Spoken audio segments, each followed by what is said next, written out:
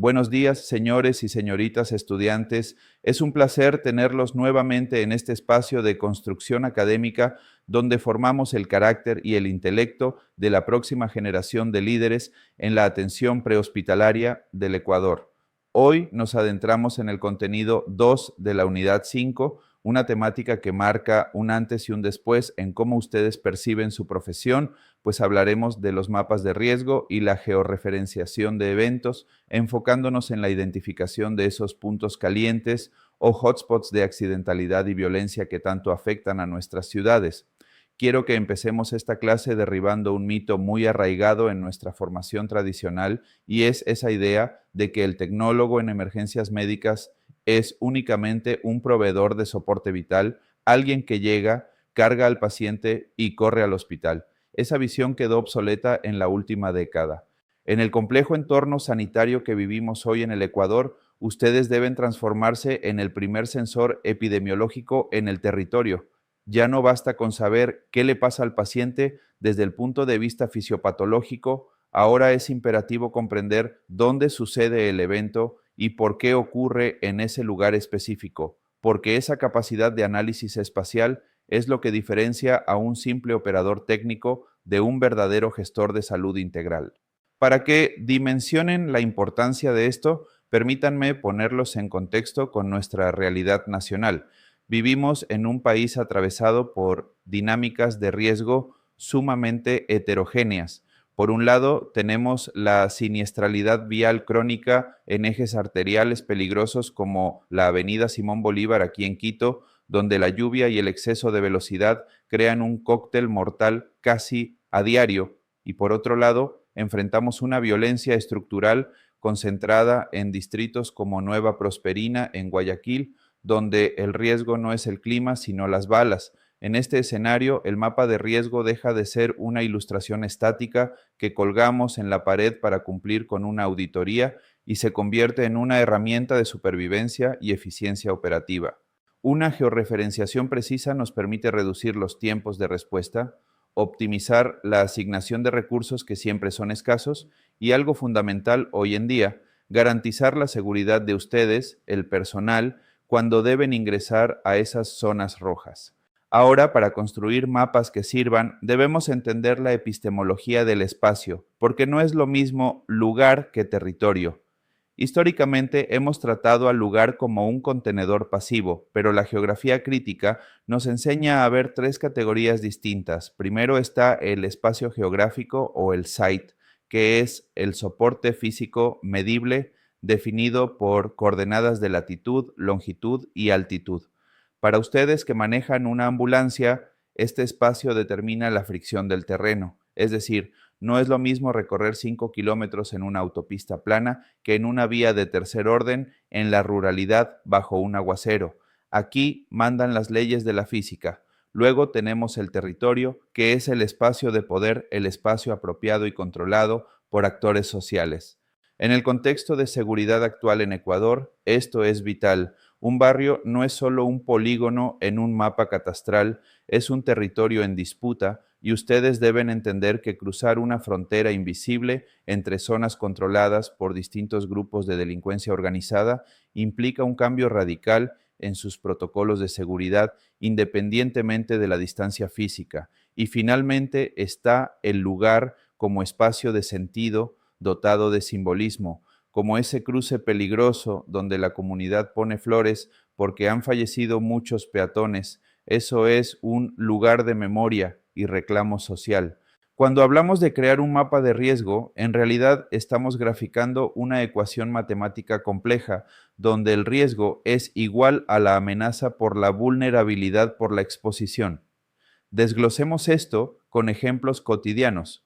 La amenaza es la probabilidad de que ocurra un fenómeno destructivo, como una lluvia torrencial que desestabiliza una ladera o un tráfico intenso en hora pico. Es algo externo al sistema de salud. La vulnerabilidad es la predisposición intrínseca a sufrir daño y en nuestros mapas epidemiológicos esto se traduce en vulnerabilidad social, zonas con alta densidad de adultos mayores, áreas con necesidades básicas insatisfechas o viviendas de material precario. Piensen en un sismo de magnitud 5.0. No va a generar la misma cantidad de politraumatizados en un barrio consolidado del norte de Quito que en un asentamiento informal en las laderas. La amenaza es la misma, pero la vulnerabilidad cambia el resultado y el mapa debe reflejar eso. Y finalmente la exposición, que es la cantidad de personas o bienes presentes. Si una amenaza ocurre en un desierto, el riesgo sanitario es cero. Su trabajo será superponer estas capas en un sistema informático para ver el riesgo total. Entremos un poco en la parte técnica dura porque he visto errores catastróficos por no entender geodesia. La georreferenciación es el acto de asignar una ubicación espacial a un evento, transformando ese dato de su hoja de atención que dice trauma craneoencefálico en un punto en el mapa, permitiéndonos pasar de decir tuvimos 50 traumas a decir los traumas se concentran en las intersecciones sin semáforo del sector norte. Pero cuidado, la Tierra no es redonda perfecta y el GPS usa modelos matemáticos. Deben saber que el estándar global es el Datum WGS 84, el que usa Google Maps, y el EQ 911. Es obligatorio que sus datos estén en este sistema para que sean interoperables. Si confunden sistemas, pueden enviar un helicóptero de rescate a cientos de metros del lugar real. También deben conocer el sistema de proyección UTM, que proyecta la Tierra en un plano para medir distancias en metros. Ecuador está en las zonas 17 Sur y 18 Sur. Si quieren calcular si una ambulancia llega en 5 minutos o cubrir 5 kilómetros a la redonda, su software debe estar en UTM, no en grados, para evitar distorsiones métricas. Hablemos ahora de los tipos de mapas, porque no todo se resuelve con un mapa de calor y veo que abusan de él. El mapa de puntos representa cada evento individualmente. Es útil para ver la dispersión bruta, por ejemplo, la ubicación exacta de cada accidente en la última semana. Pero cuando tienen miles de puntos, eso se vuelve una mancha ilegible, y ahí entra el mapa de calor o heatmap, que muestra una superficie continua de densidad. Esto es perfecto para identificar zonas de alta demanda y decidir dónde preposicionar ambulancias. También tenemos el mapa de isócronas, que no mide distancia sino tiempo de viaje. Dibuja polígonos que nos dicen hasta dónde llega la ambulancia en 10 minutos desde la base, ayudándonos a detectar desiertos de atención o zonas de sombra donde la cobertura es deficiente. Y no olviden los mapas de flujo, que conectan el origen del accidente con el hospital de destino, vitales para analizar si estamos saturando un solo hospital mientras otros están vacíos. Pero el mapa visual puede engañarnos, nuestros ojos buscan patrones donde no los hay, por eso necesitamos la bioestadística espacial. Aquí introducimos conceptos como la autocorrelación espacial medida por el índice de Morán. Este índice nos dice matemática y fríamente si los eventos están agrupados o dispersos. Si el índice es positivo, tenemos un clúster, lo que significa que lo que pasa aquí también pasa al lado, indicando brotes epidémicos o focos de violencia contagiosa por el efecto vecindario. Si es cercano a cero, es aleatoriedad pura. También utilizamos el análisis de puntos calientes o hotspot análisis con el estadístico GETIS-ORD G estrella, que es más riguroso que el mapa de calor visual porque nos da un valor de probabilidad o valor P. Si tenemos un punto caliente con un Z-score alto y un valor P pequeño, significa que ese agrupamiento de accidentes en la avenida. Simón Bolívar no es casualidad, es un problema estructural de la vía que requiere intervención de ingeniería, y para los mapas de calor usamos la estimación de densidad de kernel, KDE, donde el parámetro crítico es el ancho de banda. Si usan un ancho pequeño, ven picos locales como una intersección peligrosa. Si usan uno grande, ven tendencias regionales de todo un barrio. Ahora, ¿cómo llevamos esto a la práctica diaria sin violar normas? Primero, deben seguir los estándares del Consejo Nacional de Geoinformática y el INEC. Toda capa geográfica debe tener metadatos para tener trazabilidad legal. Deben usar la codificación oficial de la División Político-Administrativa, por ejemplo, saber que el código de Quito es 1701 para poder cruzar sus datos de salud con los datos de los censos poblacionales. Además, la normativa CIBE Alerta del Ministerio de Salud exige que ciertos eventos como intoxicaciones masivas sean georreferenciados obligatoriamente en el formulario EPI 1. Imaginemos que van a crear un mapa de riesgo. El procedimiento operativo estándar comienza definiendo el problema. ¿Qué queremos mapear? Digamos, siniestralidad en moto en época de lluvia. El segundo paso, y quizás el más doloroso, es la adquisición y depuración de datos o data cleaning. Ustedes descargarán la base de datos del despacho y se encontrarán con coordenadas basura como 0, 0 o puntos que caen en el mar. Deben eliminar esos errores y estandarizar las fechas al formato ISO.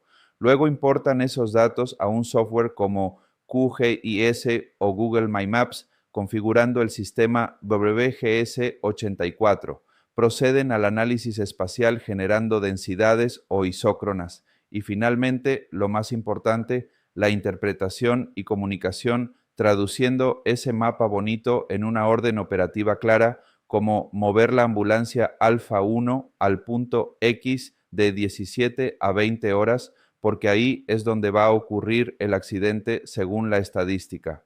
Pero el mapa tiene otro uso vital, su seguridad personal. En ciudades con altos índices de violencia necesitamos protocolos de acceso georreferenciados. Debemos zonificar el territorio en zona verde de acceso libre, zona amarilla de acceso con precaución y zona roja de acceso exclusivo con escolta policial. Deben mapear rutas seguras, identificando vías principales que tengan videovigilancia del EQ 911 y evitando a toda costa esos callejones ciegos que ya han sido georreferenciados previamente como puntos de emboscada o asalto a unidades médicas. Esto no es juego, es inteligencia operativa para salvar sus vidas. Para ir cerrando, quiero advertirles sobre los errores comunes que delatan a un novato en epidemiología espacial. El primero es el problema de la unidad areal modificable o MAUP. Esto ocurre cuando los resultados cambian arbitrariamente según cómo dibujen los límites. Un barrio puede parecer seguro en el promedio, pero esconder una manzana extremadamente peligrosa que se diluye en la estadística general. Por eso siempre les enseñaré a trabajar con la unidad más pequeña posible, el punto del evento.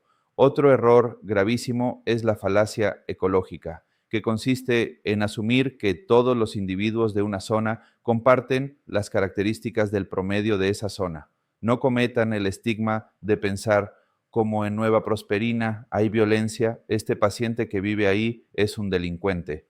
El mapa indica riesgo del contexto, no es un diagnóstico individual. También cuídense del sesgo de población. A veces vemos un mapa de color rojo en el centro de la ciudad y decimos, es la zona más peligrosa, pero a menudo solo es un mapa de dónde hay más gente. Si no normalizan los datos calculando tasas, por ejemplo, accidentes por cada 10,000 vehículos, solo están viendo dónde hay tráfico, no dónde hay riesgo real. Y finalmente, cuidado con la geocodificación inversa en nuestras zonas informales como Monte Sinaí o las laderas, donde las direcciones formales no existen. Confiar ciegamente en que Google Maps los llevará al punto exacto puede ser un error fatal. Siempre deben validar con referencias visuales como frente a la tienda azul o junto a la cancha de tierra. Señores, el mapa de riesgo es una herramienta poderosa. Si está bien hecho, fundamentado técnicamente y analizado con criterio epidemiológico, deja de ser un dibujo y se convierte en el escudo que protege al personal y en la brújula que guía la atención eficiente. Los invito a ver el territorio con nuevos ojos, ojos de analistas espaciales que entienden que la salud y la enfermedad no ocurren en el vacío, sino en un lugar y un tiempo que podemos medir, mapear y últimamente transformar. Muchas gracias por su atención.